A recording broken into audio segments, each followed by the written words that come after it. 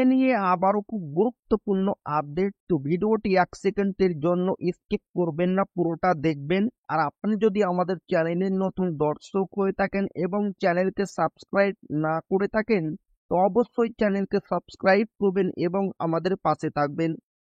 তো ভিডিওটি শুরু করা যাক। খুলে গেল কপাল, 4 রাজ্য সরকারি কর্মচারীদের 7% ডিএ বৃদ্ধির ঘোষণা করল সরকার। রাজ্য সরকারি কর্মীদের জন্য বড় সুখবর, 4% নয়, এবার 7% মর্গ ভাতা বা ডিএ বৃদ্ধি করল রাজ্য সরকার। তবে এ রাজ্যে নয়, জানিয়ে রাখি, মঙ্গলবার ঝাড়খণ্ড সরকার তার কর্মচারীদের মহার্ঘ ভাতা 7% বৃদ্ধির অনুমোদন দিয়েছে। এই বর্ধিত ডিএ গত বছরের 1 জুলাই থেকে কার্যকর হবে। ষষ্ঠ কেন্দ্রীয় বেতন কমিশনের আওতায় সরকারি কর্মচারীরা বিদ্যমান 239% থেকে 246% ডিএ পাবেন বলে জানিয়েছেন এক কর্মকর্তা।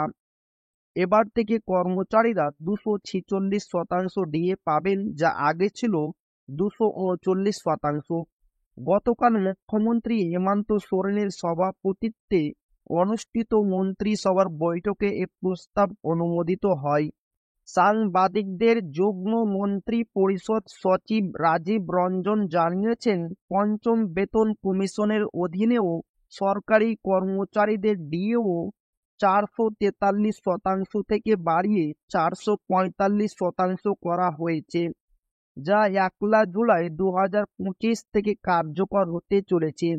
সরকারের এই ঘোষণায় স্বাভাবিকভাবেই খুশি সরকারি কর্মচারীরা।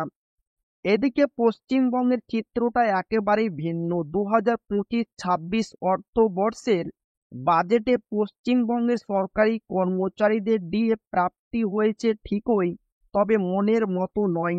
নাখুশ সরকারি কর্মচারীদের একটা অংশ।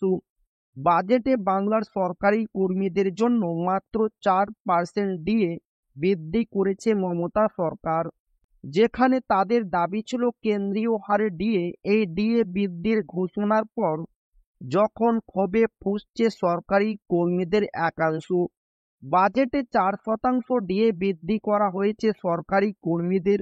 বর্তমানে ষষ্ঠ পে কমিশনের আওতায় 14% হারে ডিএ পাচ্ছিলেন সরকারি কর্মীরা। নয়া ঘোষণায় রাজ্য সরকারি কর্মীদের ডিএ বেড়ে হলো 18%, যা 1 এপ্রিল 2025 থেকে কার্যকর হবে।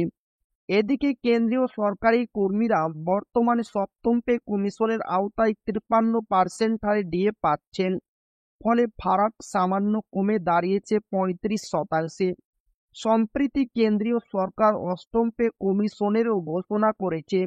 আর সরকারের এই ঘোষণার পর থেকে কেন্দ্র রাজ্যের ডিএ বৈষম্য নিয়ে আরও বেশি সুর চড়াতে শুরু করেছে রাজ্য সরকারি কর্মীদের সংগঠনগুলি। তো এই ছিল ডিএ নিয়ে খুব গুরুত্বপূর্ণ আপডেট, যা আপনাদের মাঝে শেয়ার করলাম। তো ভিডিওটি ভালো লাগলে অবশ্যই আপনার বন্ধুদের শেয়ার করবেন, যাতে তাদের উপকার হয়। আর আপনি যদি এখনো আমাদের চ্যানেলকে সাবস্ক্রাইব না করে থাকেন, তো অবশ্যই চ্যানেলকে সাবস্ক্রাইব করবেন এবং আমাদের পাশে থাকবেন। তো আবারও দেখা হবে ডিএ রিলেটেড খুব গুরুত্বপূর্ণ ভিডিওতে।